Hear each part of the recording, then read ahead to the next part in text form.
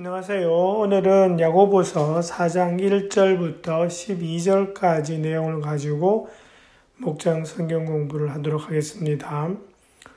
우선 이 대목은요, 두 부분으로 이제 이 성경 본문을 나누어 드립니다. 1절부터 10절까지, 그리고 마지막 뒷장에 가시면 11절, 12절을 드리는데요. 1절부터 10절까지 내용은 이렇게 크게 한 세 부분으로 이렇게 나눌 수 있습니다. 첫 번째가 이제 1절에서 3절, 여기서는 야고보는 교회 안에 싸움과 분쟁이 있는데 그 이유가 무엇이냐, 이렇게 이유를 분석하고요.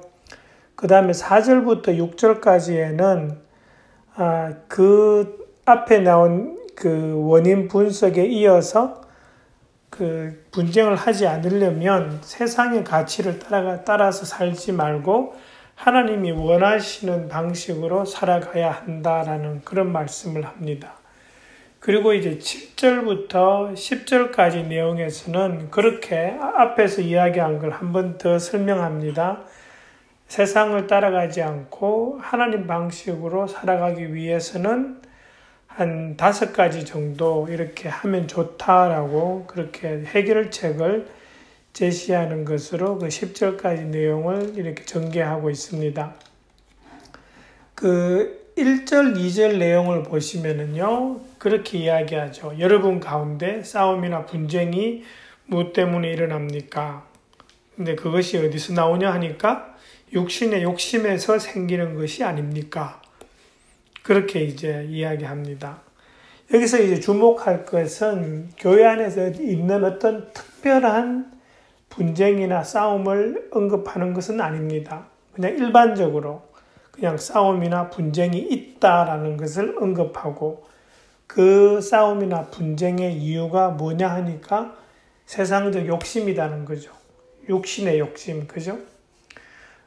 사실 신약 성경 다른 곳을 봐도 이 같은 문제들을 세상적 욕심 또는 육신의 욕심 같은 것을 언급하는 성경들이 있습니다.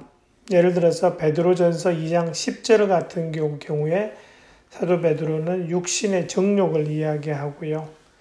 로마서 7장 22절, 23절 같은 경우에는 그 사도 바울은 내 마음의 법을 이야기하죠. 하나님의 법은 있는데 내 마음의 법 때문에 내가 지금 죄짓고 산다라는 그런 말씀을 하고 있는 것을 보면서 야고보뿐만 아니라 이 초대교회에서 교회 안에서 이러한 육신의 욕심으로 인한 세상적 욕심으로 인한 그러한 문제들이 되게 중요하게 다뤄졌다라는 것을 우리가 알 수 있습니다. 그 다음에 이제 2절 후반부를 보시면은요, 어떻게 됩니까? 어떻게 되는가 하니까, 욕심 부려도 여러분이 얻지 못한다. 이렇게 하는데, 그것은 구하지 않기 때문이다. 그렇게 이야기하죠. 그리고 3절로 넘어가면은, 구하여도 얻지 못하는 것은 자기가 쾌락을 누리는 데에 쓰려고 잘못 구하기 때문이다. 라고 그렇게 지금 이야기하고 있는 것을 볼 수 있습니다. 그러니까 구하지 않아서 얻지 못한다. 이것은 사실 마태복음 7장 7절을 연상시킵니다. 그죠? 거기에서 예수님께서 ask를 이야기하시잖아요. ask, 구하여라. seek, 찾아라. 그리고 knock, 두드려라. 그러죠? 그래서 예수님께서 말씀하신 구하고 찾고 두드리지 않았기 때문이다라는 그런 말씀을 이제 하는데, 근데 구하여도 얻지 못하는 것은 잘못 구하기 때문이다. 뭐가 잘못 구하는 거냐 하니까 자기 쾌락을 누리는 데 쓰려고 잘못 구하기 때문이다.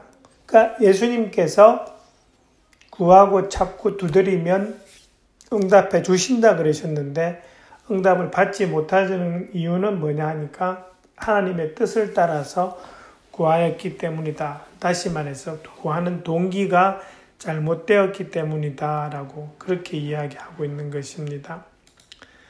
그 다음에 이제 4절로 넘어가서 거기에 간음하는 사람들이여 라고 그렇게 이야기하죠. 기억하시겠지만 구약에서 간음하는 사람 또 간음이라는 걸 어디다 표현을 하냐 하니까 하나님께 온전히 헌신하지 않고 하나님 대신 이 우상을 섬기던 사람, 하나님의 말씀에 어긋나게 살던 사람들을 표현할 때 간음하는 사람이라는 표현을 썼습니다. 다시 말해서 야고보가 이야기하는 것은 세상과 구별되지 못하고 세상과 벗해서 사는 사람들을 지금 간음하는 사람이다라고 그렇게 표현하고 있습니다. 사도 바울도 사실은 디모데 후서에서 이 세상 끝날에 말세인데 말세에는 이런 일이 일어난다라고 이야기하는 부분에서 지금 제가 이 파워포인트에는 띄워드리는데요. 빨간 것으로 그 사람들은 자기를 사랑하고 돈을 사랑하고 뽐내고 교만하고 하나님을 모독하고 쭉 나가죠. 그러고 난 다음에 뒤에서 가서 무모하며 자만하며 하나님보다 쾌락을 더 사랑하며 그렇고 겉으로는 경건하게 보이지만 경건함의 능력은 부인한다. 그런 사람이 간음하는 사람이라고 또 표현할 수 있다는 거죠. 그런 뜻에서 야고보가 지금 간음한다라는 것은 어떤 성적인 것보다는 세상과 구별되지 못하는 그것을 이야기하고 있습니다. 그 다음에 5절을 보시면은요, 좀 약간 이상한 내용이 나오죠. 따옴표가 있습니다. 그죠? 하나님께서는 우리 안에 살게 하신 그 영을 질투하실 정도로 그리워하신다라는 성경 말씀을 여러분은 헛된 것으로 생각합니까? 라고 지금 적고 있습니다. 그죠? 그래서 이 따옴표 안에 있는 하나님께서는 우리 안에 살게 하신 그 영을 질투하실 정도로 그리워하신다라고 하는 그 말씀이 성경 말씀, 다시 말해서 구약의 말씀이라는 그렇게 지금 야고보가 적고 있는데 이와 똑같은 구약 말씀이 없습니다. 정확하게 이 구절 똑같은 단어가 나오는 구절이 없습니다. 그래서 이 부분을 어려운 부분을 어떻게 설명하냐 하니까 대부분의 신약 성경이 성경 구약을 거의 분명하게 연상시키는 그런 그 코테이션이라 그러죠. 인용을 하거든요. 그럴 때는 이렇게 보통 각주가 붙지 않습니까? 우리 밑에 이 야고보서 이 다음 구절은 보면은 잠언을 지금 언급하고 있는데 그렇게 잠언이 나오는데 이 부분은 보시면은 각주가 없을 거예요. 뭐냐 하니까 말씀은 이렇게 하고 있지만 이걸 분명하게 못 찾는 거죠. 이거는 뭐냐 하니까 지금 야고보가 성경의 어떤 구절을 떠올리긴 하지만 그 구절을 그대로 지금 인용하지는 않는 겁니다. 비슷하게. 그래서 이 주석가에 따라서는 출애굽기 34장 14절 내용을 여기에다 연결시키는 분도 있습니다. 똑같은 거는 못 찾지만 비슷한 거는 찾겠다라고 했는데 예를 들면은 출애굽기 34장 14절을 보시면 너희는 다른 신에게 절을 하여서는 안 된다. 나 주는 질투라는 이름을 가진 질투하는 하나님이기 때문이다. 그래서 이 질투하는 하나님이라는 그 부분에 따라서 이 출애굽기 34장 14절하고 연관시키시는 분도 있는데 잘 보시면 정확하게 똑같은 의미는 아닙니다. 그죠? 그래서 야고보가 지금 어떤 구절을 마음에 두고 이 부분을 지금 적었는지는 정확하게는 지금 알 수 없다라는 그 정도에서 우리가 멈출 수밖에 없게 돼 있습니다. 보면은 신약 읽다 보면은 이런 비슷한 구절들이 한 두세 번은 더 나온 것 같아요. 그 다음에 7절부터 10절이 나오는데요. 이 부분은 어떻게 되냐 하니까 야고보가 앞에서는 이제 그 세상과 벗하는 것, 그렇게 하지 말라는 뜻으로 6절까지는 이야기합니다. 그죠? 그러면서 7절을 넘으면은 이제 그 세상과 벗하지 않고 하나님께 가까이 갈 수 있는 방법, 대략 한 5가지를 이야기하는 것 같아요. 7절을 보시면 하나님께 복종하고 첫 번째죠. 그 다음에 악마를 물리치고, 그렇게 되면은 악마는 달아날 것입니다. 하나님께로 가까이 가십시오. 그러니까 하나님께 복종하고 악마를 물리치면 하나님께로 가까이 갈 수 있죠. 그게 첫 번째, 두 번째 방법이고요. 세 번째 방법은 어떻게 되냐 하니까 손을 깨끗이 하십시오. 두 마음을 품은 사람들이여 마음을 순결하게 하십시오라는 것은 손을 깨끗이 하고 마음을 정결하게 해라. 그게 세 번째고요. 그 다음 네 번째는 슬퍼하시고 우십시오. 그러니까 9절에 괴로워하십시오, 슬퍼하십시오, 우십시오라는 그 부분이 나옵니다. 그죠? 이거는 마음 안에 회개하는 거죠. 자신이 살아온 그 잘못된 것을 하나님 앞에 진실하게 하는 그 회개하는 모습입니다. 그죠?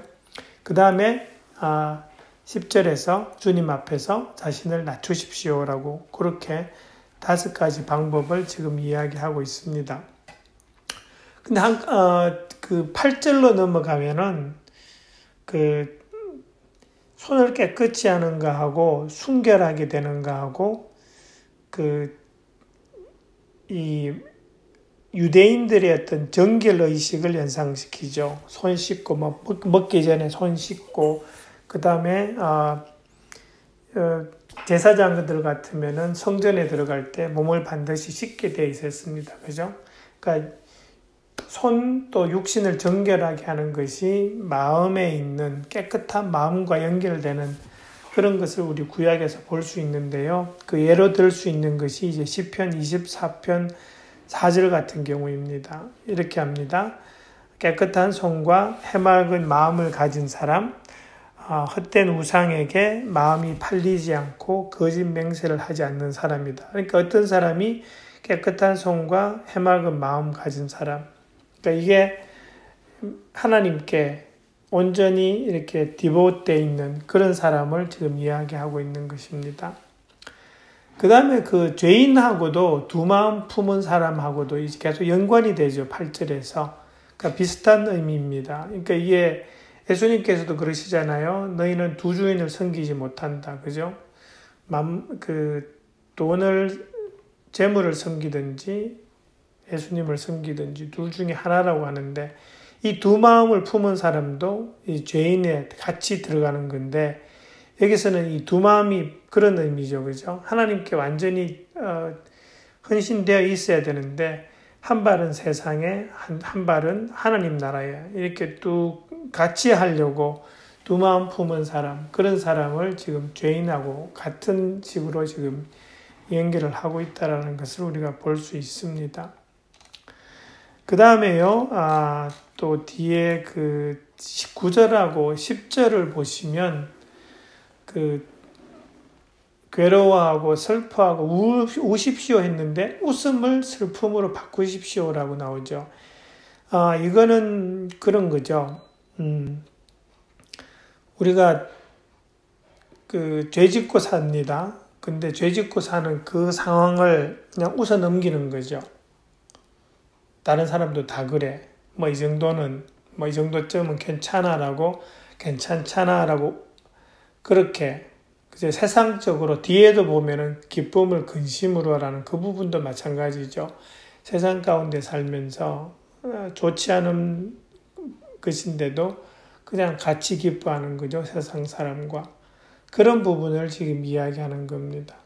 죄 지으면서 살아가는데 그것을 웃어 넘기지 말고 정말 통회하고 이러면 안 되지라고 그렇게 말할 수 있어야 된다라는 거죠. 심각하게 슬퍼하고 그렇게 하라는 거죠.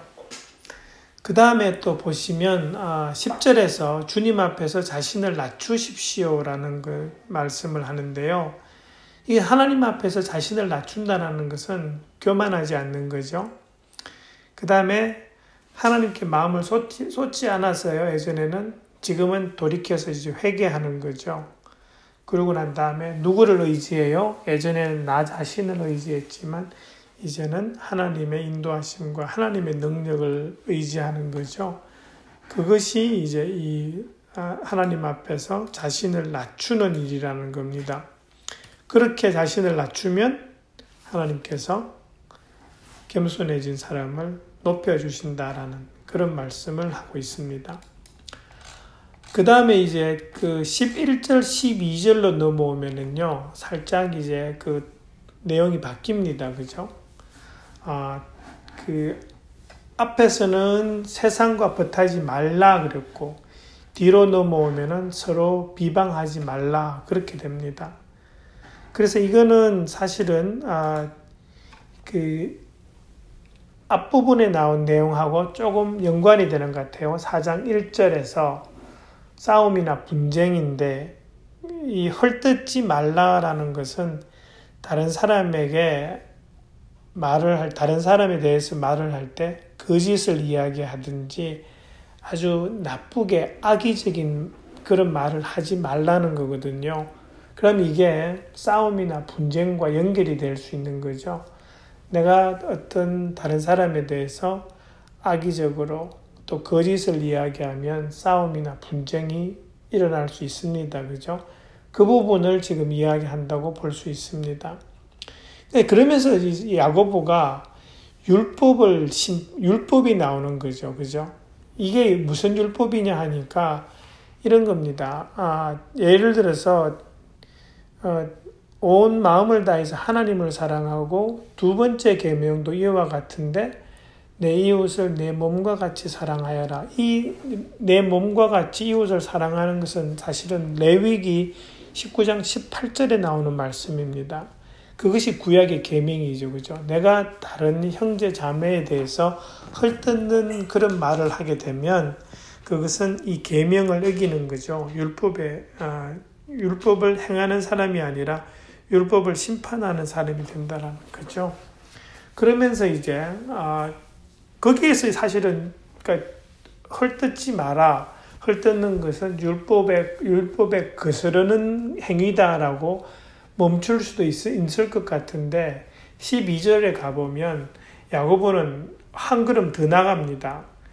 율법에 어긋나는 그것에서 멈추지 않고 율법을 제정하신 분, 심판하시는 분 하나님에게까지 나아갑니다. 뭐냐 하니까 이